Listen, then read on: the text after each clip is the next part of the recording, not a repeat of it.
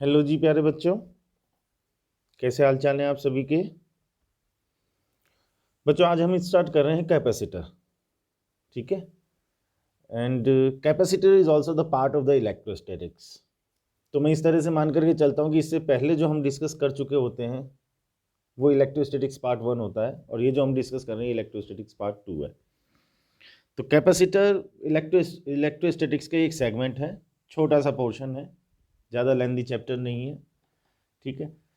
तो सबसे पहले कैपेसिटर को अगर हम समझना चाहें बेटा, तो कैपेसिटर को समझने से पहले हमको एक चीज़ को समझना होता है जिसको हम बोलते हैं कैपेसिटेंस, ठीक है। तो कैपेसिटर तक पहुंचने से पहले बात करनी होती है कैपेसिटी या कैपेसिटेंस, दोनों में से कुछ भी बोल सकते हैं, ठीक है। सबसे पहली बात तो ये कि हम कैपेसिटी या कैपेसिटेंस की बात किसके लिए कर रहे हैं। ये हम बात कर रहे हैं एक कंडक्टर के लिए, ओके। अब कैपेसिटेंस से रिलेटेड भी दो चीज़ है, एक है what is the meaning of capacitance और दूसरा है कि how will you calculate the capacitance, ठीक है बेटा। कैपेसिटेंस एक्चुअल में किसी भी कंडक्टर की कैपेसिटी है जो इस चीज़ को रिप्रेजेंट करती है कि वो कंडक्टर अपनी सरफेस पर कितना चार्ज स्टोर कर सकता है। जैसे मैं कहूँ कि एक कंडक्टर की सरफेस पर ज़्यादा चार्ज डिस्ट्रीब्यूट किया जा सकता है तो इसका मतलब उसका कैपेसिटेंस ज़्यादा है। सरफेस पर कम चार्ज डिस्ट्रीब्यूट किया जा सकता है तो उसका कैपेसिटेंस कम है। तो basically capacitance represents the capacity of a conductor to distribute the charge over its surface. Surface पर कितना चार्ज हम उसके डिस्ट्रीब्यूट कर सकते हैं वो उसके कैपेसिटेंस को रिप्रेजेंट करता है, ठीक है। This is basic meaning of the capacitance. अब बात ये आती है कि अगर हम किसी भी कंडक्टर के लिए कैपेसिटेंस को कैलकुलेट करना चाहें तो हम उसके कैपेसिटेंस को कैसे कैलकुलेट कर सकते हैं, ठीक है ना। तो एक रिलेशन होता है चार्ज और पोटेंशियल के बीच में कि किसी भी कंडक्टर का जो पोटेंशियल होता है वो उसकी सरफेस पर जो चार्ज होता है उसके डायरेक्टली प्रोपोर्शनल होता है। हम ये कह सकते हैं कि V प्रोपोर्शनल टू Q और Q is proportional to V, ठीक है। इस रिलेशन को प्रूव करने के लिए हम बहुत सारे एग्जांपल ले सकते हैं। मैं एक बहुत सिंपल सा एग्जांपल लेता हूँ स्फेरिकल कंडक्टर का। अब स्फेरिकल कंडक्टर की अगर हम बात करें तो उसकी सरफेस पर मान लो Q चार्ज डिस्ट्रीब्यूट है, सरफेस पर Q चार्ज डिस्ट्रीब्यूट है, उसका रेडियस है R, तो हम उसका पोटेंशियल कितना लिखेंगे V इक्वल्स टू के क्यू अपॉन आर, ठीक। अब सोचो अगर मैं इस कंडक्टर पर चार्ज को इंक्रीज करूंगा तो इसका पोटेंशियल इंक्रीज हो जाएगा, रेडियस तो इसका फिक्स है। तो यहाँ से क्या रिलेशन आया V प्रोपोर्शनल टू Q और उसको हम कह सकते हैं Q प्रोपोर्शनल टू V, वही चीज़ जो हम यहाँ पर डिस्कस कर रहे हैं। अब जब यहाँ पर प्रोपोर्शनल का साइन हटेगा बेटा और एक कांस्टेंट आएगा तो वो कांस्टेंट आएगा C, तो फॉर्मूला एक छोटा सा फॉर्मूला बन गया Q equals to C V. पूरे चैप्टर में बार बार ये फॉर्मूला हमारे काम आना है, Q equals to C V. इसमें जो कांस्टेंट हमने C लगाया इसी को हम कहते हैं कैपेसिटेंस, इसी को हम कहते हैं किसी भी कंडक्टर की कैपेसिटेंस जो हमने C लगाया। तो Q equals to C V हमारा एक छोटा सा फॉर्मूला हो गया। यहाँ से हम कैपेसिटेंस का फॉर्मूला बनाएं तो C equals to Q upon V. अच्छा अगर हम ध्यान से देखें तो यहाँ से हम कैपेसिटेंस को डिफाइन कर सकते हैं। कैपेसिटेंस को डिफाइन कैसे करेंगे कि capacitance of a conductor is defined as the ratio of charge over the surface of the conductor and potential of the conductor.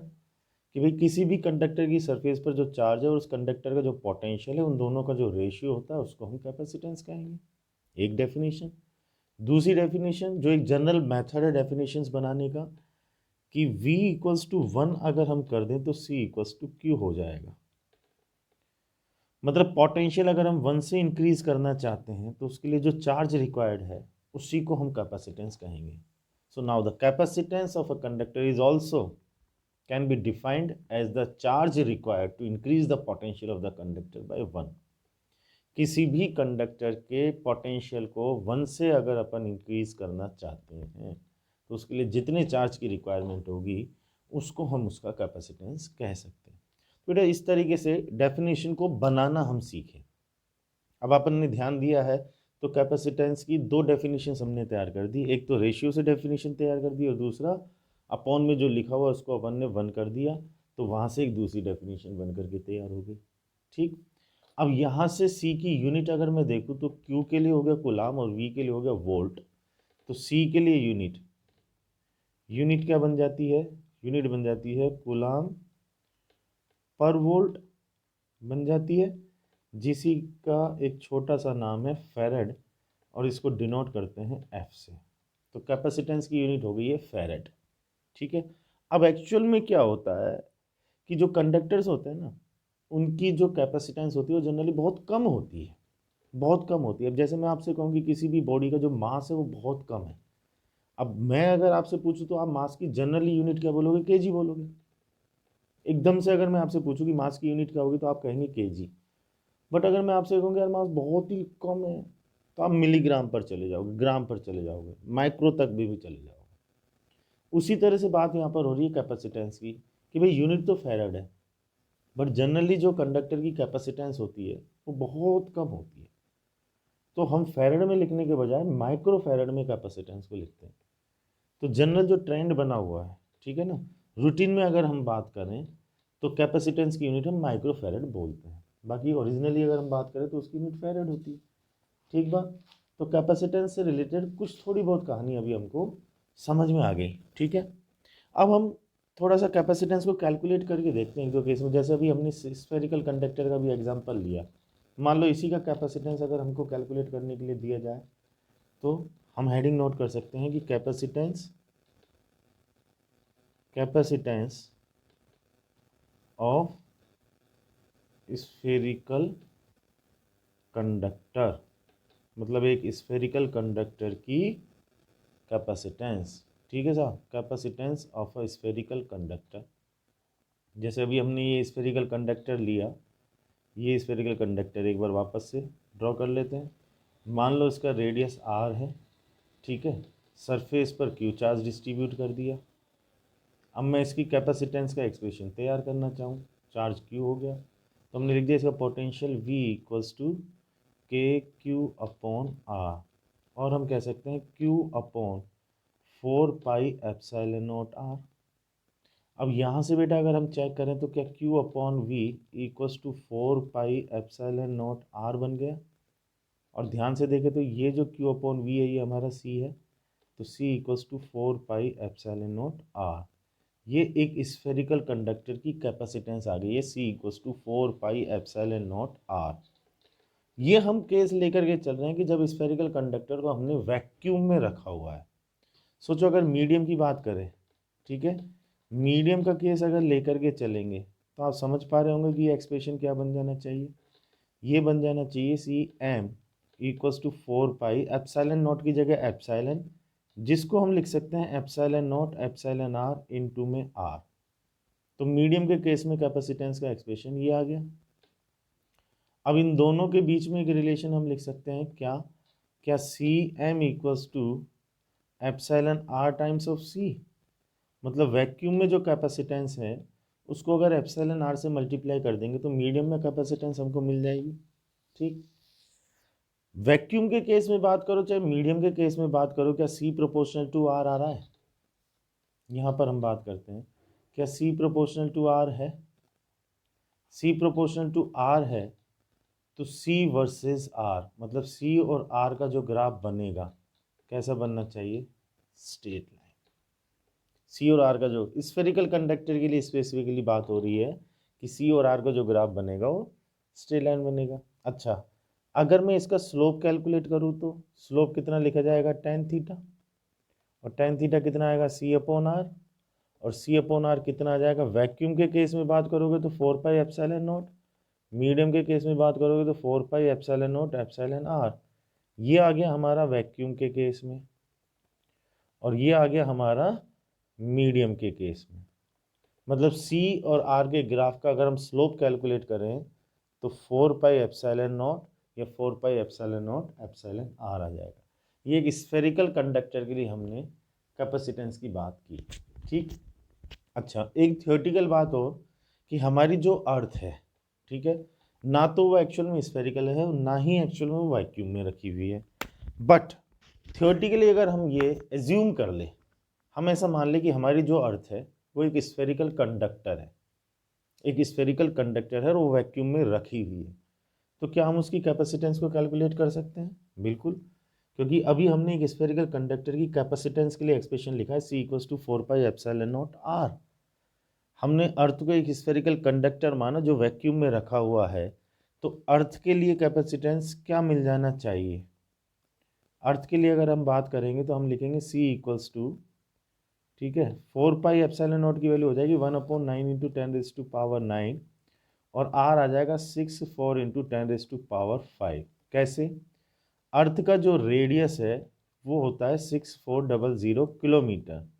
बेटा इसको अगर मैं मीटर में चेंज करूंगा तो 6400 × 10⁻³ बनेगा, जिसको मैं कह दूंगा 64 × 10⁵ मीटर। ठीक है, यहाँ से अगर हम कैलकुलेट कर लेंगे तो that comes out nearly equals to 711 microfarad.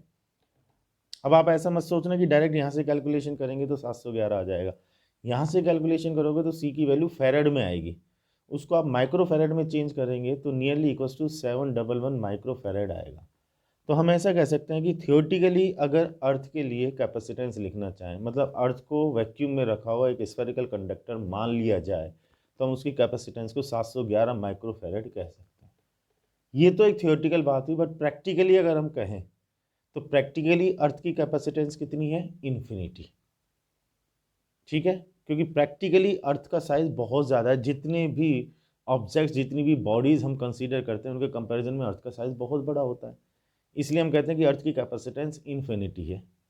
अब इनफाइनाइट कैपेसिटेंस होने का मतलब क्या है कि अर्थ का जो पोटेंशियल होगा that will be considered equals to 0। ये एक बहुत इंपॉर्टेंट इंफॉर्मेशन है अर्थ से रिलेटेड कि अर्थ का कैपेसिटेंस अगर हम लेते हैं तो अर्थ का कैपेसिटेंस तो हम कहेंगे इनफाइनाइट है, और अर्थ का जो पोटेंशियल होगा, अब आप चेक करके देख लो, V equals to Q upon C से potential V equals to Q upon C. बेटा C को अगर मैं इनफाइनाइट ले लूँगा तो V इक्वल्स टू 0, तो हम अर्थ का पोटेंशियल 0 लेते हैं। इनफाइनाइट कैपेसिटेंस का मतलब ये हो गया कि आप उसको कितना भी चार्ज दो, कितना भी चार्ज उससे लो, अर्थ को कितने भी चार्ज की सप्लाई कर दो, अर्थ से कितना भी चार्ज आप ले लो, potential of the earth will be 0।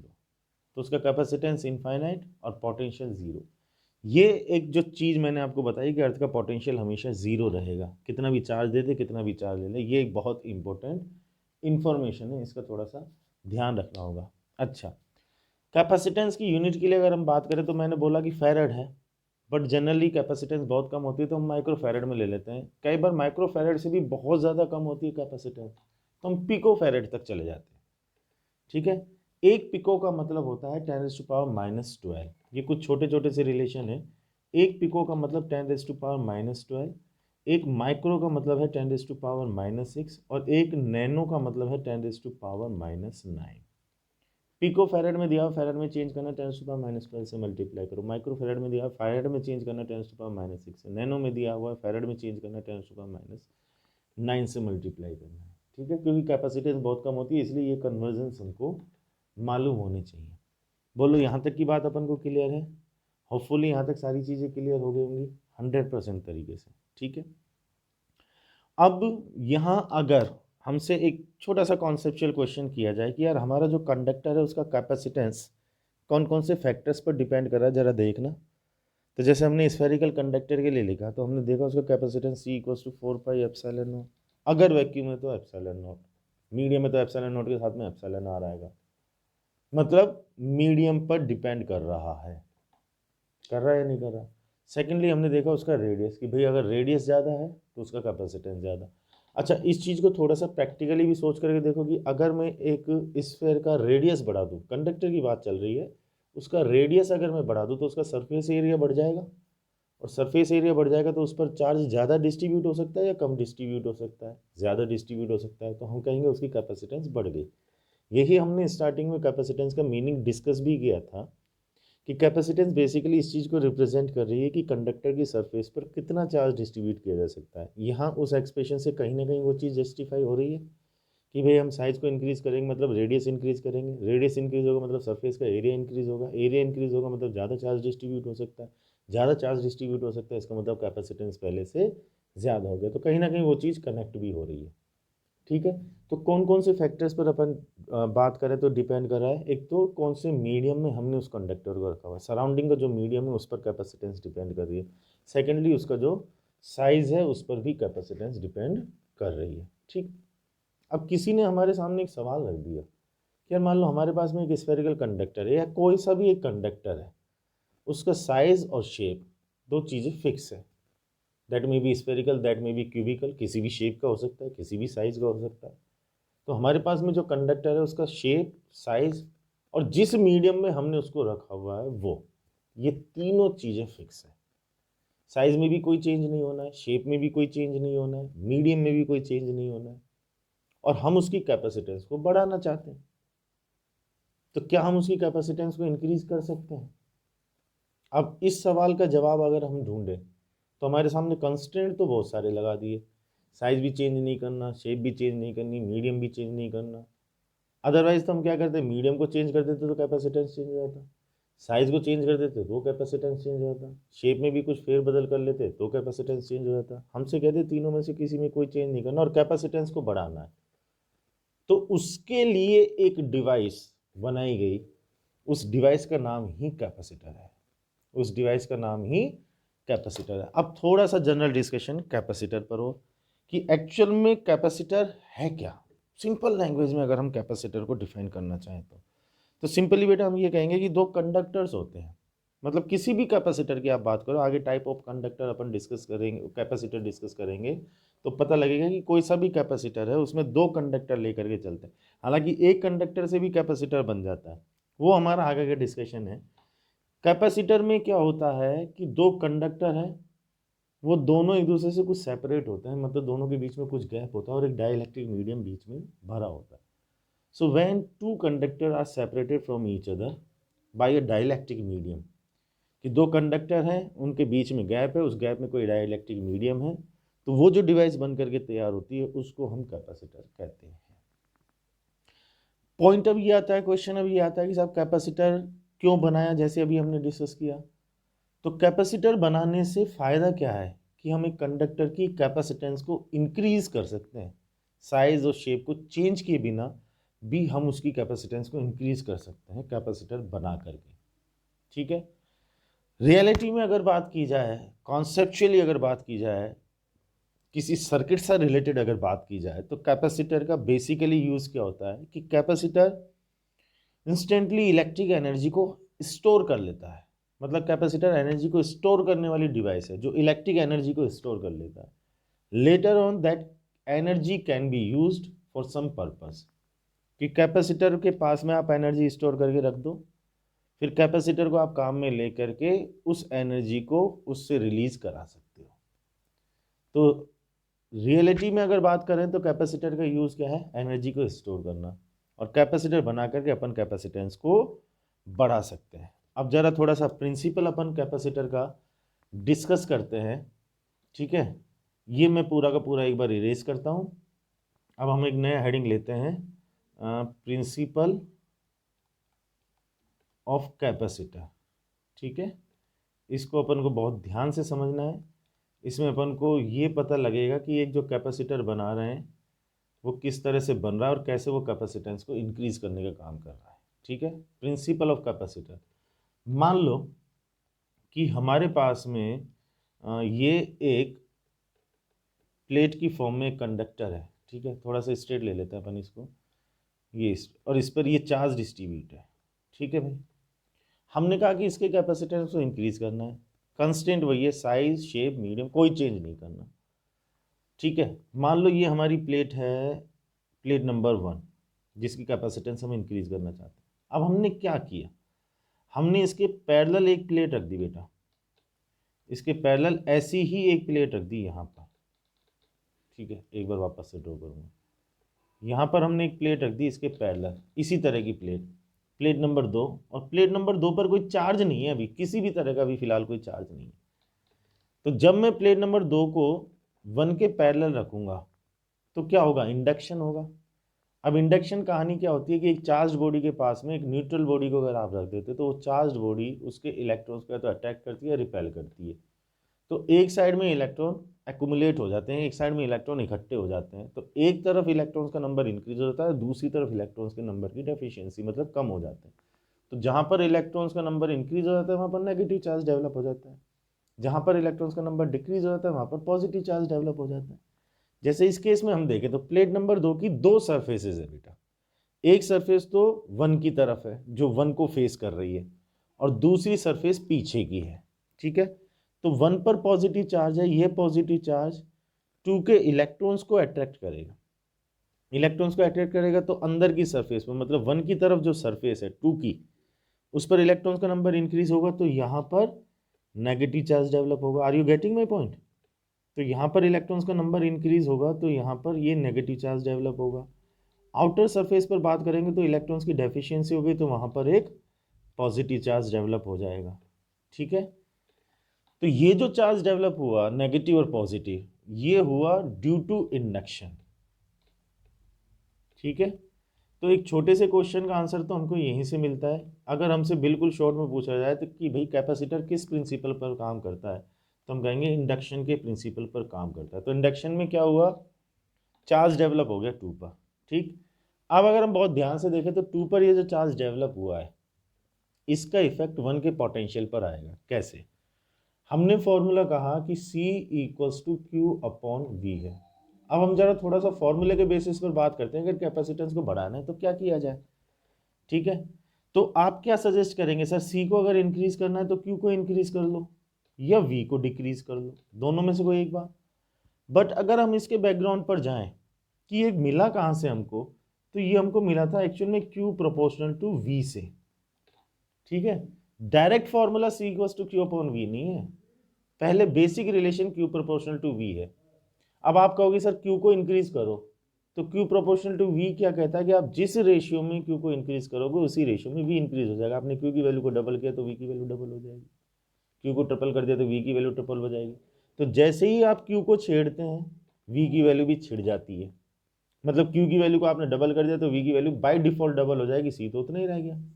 ऐसे ही आप कहते हैं कि सर V की वैल्यू को डिक्रीज कर लो, तो फिर Q प्रोपोर्शनल टू V को देखो, आपने कहा V को डिक्रीज करो, मैंने कहा यार V/2 कर लो, तो V/2 करोगे तो Q भी तो हाफ हो जाएगा, क्योंकि आप C इक्वल्स टू Q/V को देख रहे हैं, मैं उसको देख रहा हूं जहां से ये ओरिजिनेट हुआ है। मैं देख रहा हूं Q प्रोपोर्शनल टू V को, आप V को हाफ कर देंगे तो Q हाफ हो जाएगा, Q को डबल करेंगे तो V डबल हो जाएगा। कहने का मतलब C तो कांस्टेंट ही रह जाएगा।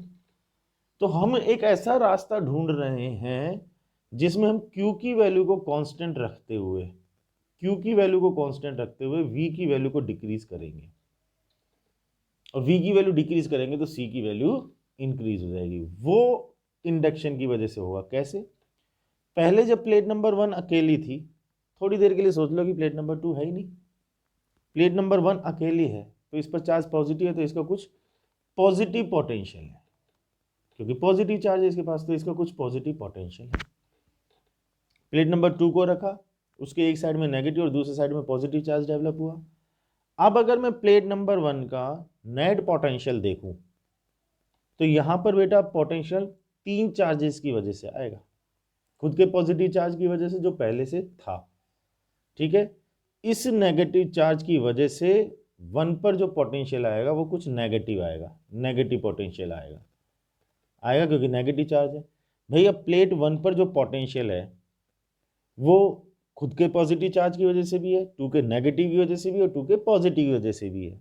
तो खुद के पॉजिटिव चार्ज की वजह से तो उतना है ही जितना पहले था। अब 2 के नेगेटिव चार्ज की वजह से 1 पर कुछ नेगेटिव पोटेंशियल आया और 2 के पॉजिटिव चार्ज की वजह से 1 पर कुछ पॉजिटिव पोटेंशियल आया। कहने का मतलब क्या हुआ कि 1 का जो पहले पोटेंशियल था उसमें कुछ तो नेगेटिव हो गया अब और कुछ पॉजिटिव हो गया। पहले केवल इतना था, अब ये भी है और ये भी है। Are you getting my point or not? Are you getting my point or not? तो दोनों चीजें हैं। अब जो नेगेटिव पोटेंशियल आया उसकी वजह से ए का पोटेंशियल थोड़ा सा कम हो जाना चाहिए, क्योंकि पॉजिटिव था उसमें कुछ नेगेटिव ऐड हो गया। लेकिन 2 की वजह से कुछ पॉजिटिव भी आ रहा है तो 1 का पोटेंशियल थोड़ा सा बढ़ जाना चाहिए। तो कुछ माइनस हुआ कुछ प्लस हुआ। What about the net potential? तो फिर हमने थोड़ा सा कॉमन सेंस लगाया कि 2 का जो नेगेटिव चार्ज है वो 1 के ज्यादा क्लोज है, ज्यादा पास है in comparison of this positive charge. तो जो चार्ज पास होगा उसी का तो इफेक्ट ज्यादा आएगा। तो हम कहेंगे नेगेटिव चार्ज का इफेक्ट ज्यादा है, पॉजिटिव चार्ज का इफेक्ट कम है। इसका मतलब जो नेगेटिव पोटेंशियल प्रोड्यूस होगा वो थोड़ा सा ज़्यादा होगा in comparison of positive potential. तो फाइनली वन का पोटेंशियल डिक्रीज हो जाएगा। हम इस बात को इस तरह से कहें बेटा कि वन का जो नेट पोटेंशियल है वो हम क्या लिखेंगे, पहले कुछ पॉजिटिव था, ठीक है, फिर उसमें प्लस हो रहा है कुछ नेगेटिव, फिर उसमें प्लस हो रहा है कुछ पॉजिटिव। खुद के चार्ज की वजह से ये है, 2 के नेगेटिव की वजह से ये है, और 2 के पॉजिटिव की वजह से ये है। अब हम ये कह रहे हैं कि ये जो नेगेटिव वैल्यू है ये इस पॉजिटिव वैल्यू से ज़्यादा है, मतलब यहाँ जो माइनस होगा वो ए वाला जो प्लस है उसके कंपैरिजन में ज़्यादा है, तो वी नेट कम हो जाएगा।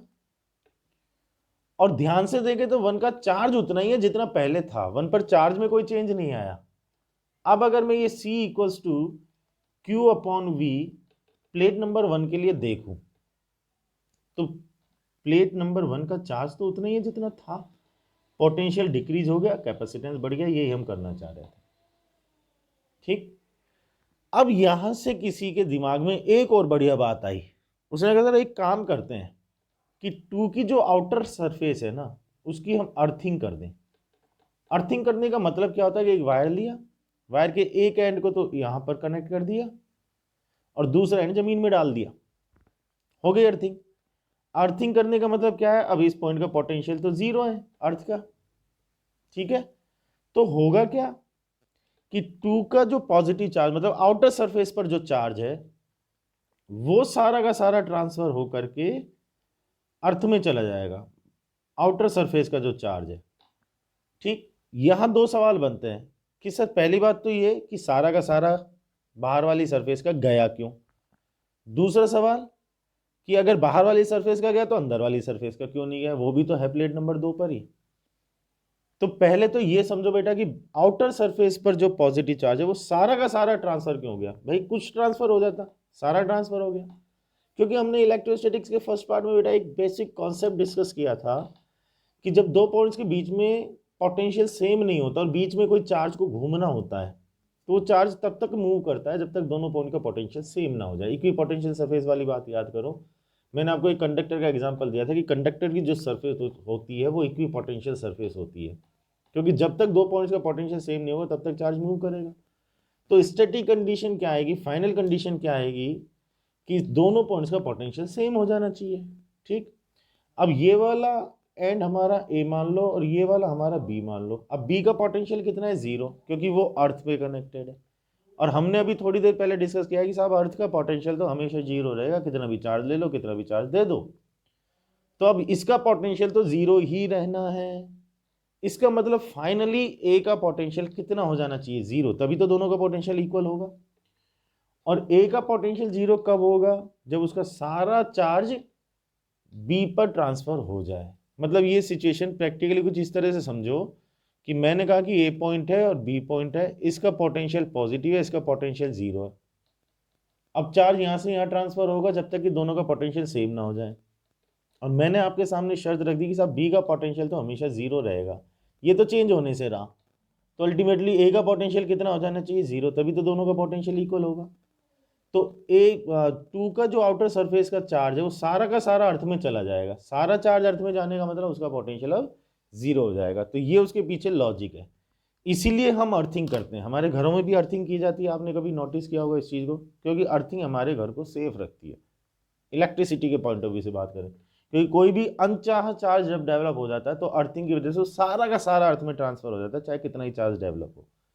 ठीक, अब हमारे सामने दूसरा सवाल आया कि चलो ठीक है सर, आउटर सरफेस पर जो चार्ज था वो तो गया अर्थ में, गया मान लिया, अंदर जो नेगेटिव चार्ज है वो क्यों नहीं गया।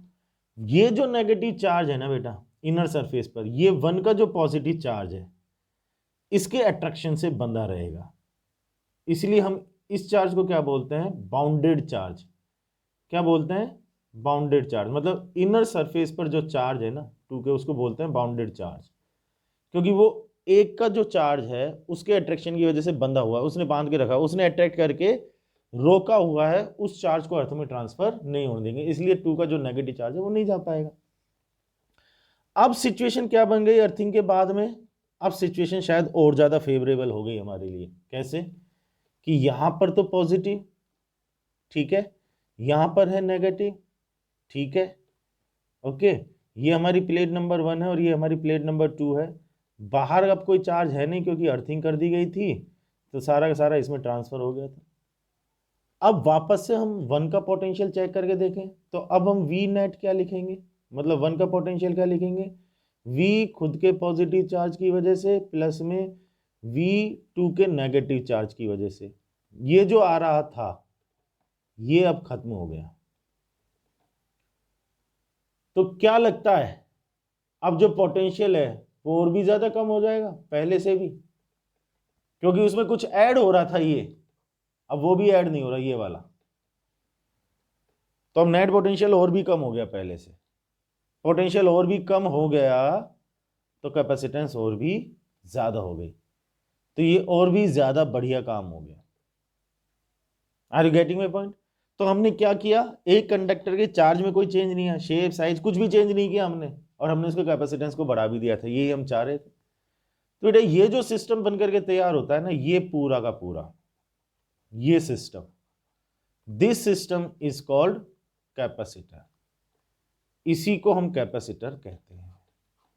तो ये हमारा एक कैपेसिटर बनकर के तैयार हुआ। तो कैपेसिटर का प्रिंसिपल हमको समझ में आया नहीं आया। अब इसमें एनर्जी भी स्टोर होगी, ठीक है, वो एनर्जी कितनी स्टोर होगी वो भी डिस्कस कर लेंगे। फिर एक पैरेलल प्लेट कैपेसिटर हम डिस्कस करेंगे, ठीक है, एक स्फेरिकल कैपेसिटर हम डिस्कस करेंगे, वो सारी चीज़ें तो हम डिस्कस करेंगे। बट उससे पहले हमको कैपेसिटर का जो प्रिंसिपल है वो अच्छे तरीके से समझ में आ जाना चाहिए। तो बताओ यहाँ तक की बात समझ में आई है या नहीं आई है, ढंग से अच्छे तरीके से? विश्वास करके चलो कि यहाँ तक की बात एकदम क्लियर है। इस बेसिक चीज़ को पहले अच्छे तरीके से क्लियर करना होगा बेटा, तभी आगे की चीज़ें समझ में आएंगी, ठीक है। तो इसको अच्छी तरह से देखना, इसको अच्छी तरह से समझना। नेक्स्ट वीडियो में फिर अपन इससे आगे बात करेंगे, एक पैरेलल प्लेट कैपेसिटर लेंगे, उसके बाद में एक स्फेरिकल कैपेसिटर लेंगे, ठीक है ना। फिर और आगे की चीज़ें अपन डिस्कस करेंगे नेक्स्ट वीडियो में। देखो इसको ध्यान से और एंजॉय करो। Thank you, see you, bye.